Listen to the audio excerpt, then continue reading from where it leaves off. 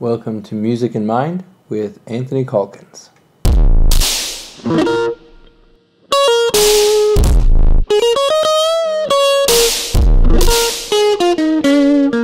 Hello.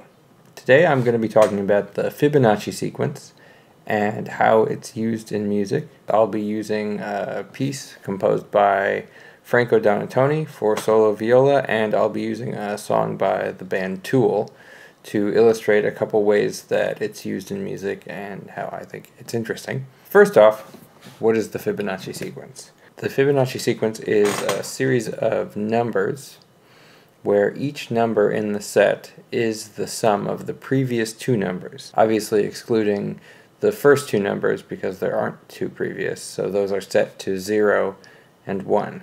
So the sequence goes 0, 1, 1, 2, 3, 5, 8, 13, 55, 89, 144, 233, 377, 610, 987, 1597, 2584, 4181, 6765, and so on. So the Fibonacci sequence is closely tied to the golden ratio. They both expand in the same way. It's this kind of thing that a lot of artists like to think is sort of magical or mystical or tied to the cosmos or something like that.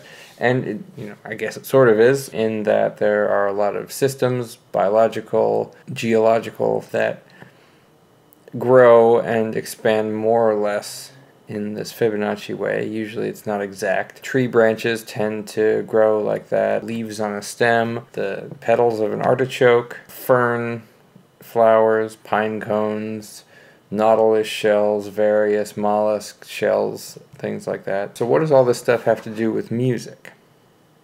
Good question. Well, like any sequence of numbers, it can be applied to any repetitious behavior, like music. And what I usually find appealing about it is, since it grows not exactly exponentially, but sort of similarly, you can get a lot of variation in things like rhythms that don't feel square, like 2s and 4s, but sort of expanding and contracting in different amounts over time. And that's what I like to use it for in my own music. Let's look at an example. Let's see how it's used. So the first piece I'm going to look at is a piece for solo viola called Ali by the Italian composer Franco Donatoni.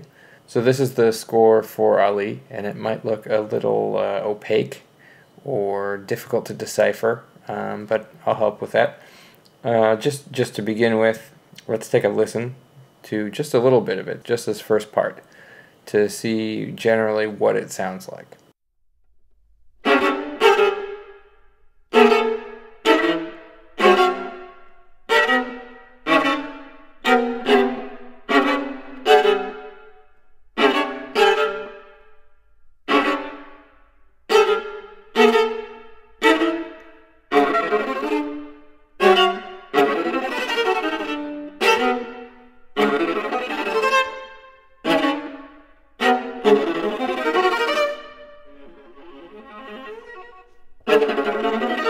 Yeah, so you kind of hear these chord stabs in the viola, and if you look at the score, they happen in groups of 1, 2, 5, and 8 note lengths, which are all notes in the Fibonacci series, and so it has this sense of sort of expanding and contracting gradually, but not in a linear way. And then also, if you look at the lengths of the rests, it's the exact same thing. The rest lengths are 1, 2, 3, 5, or 8. Same idea. Pretty great, huh? So let's listen one more time, now that you have an idea of that expanding and contracting, and see if you can kind of hear it over the course of a little bit of the piece.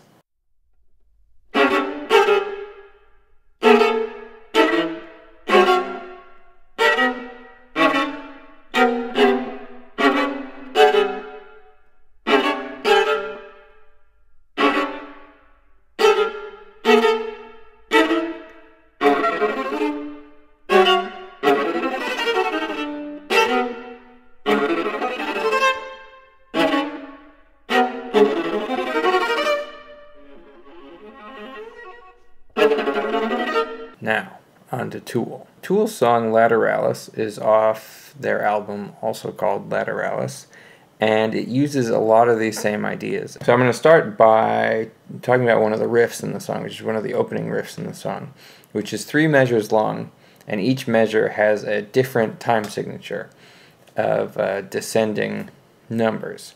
So the first time signature is 9/8, followed by 8/8, followed by 7/8. So that 987 is significant because 987 is a number in the Fibonacci series. So that's sort of a blatant extraction of a number, and it's kind of interesting, but it sounds cool.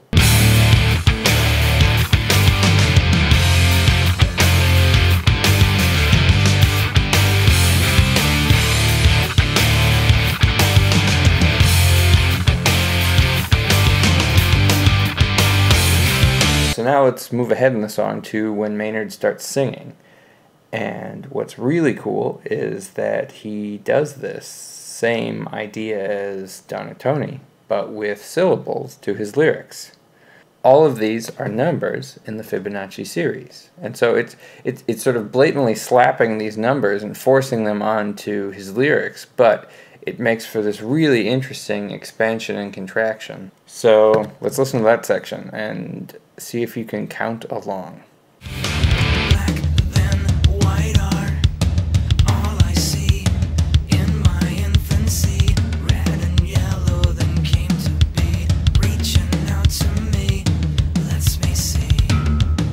Cool, huh? And then also, like Donatoni, he does it with the rests as well. So the rests are also 1s, 2s, 3s, 5s, so on.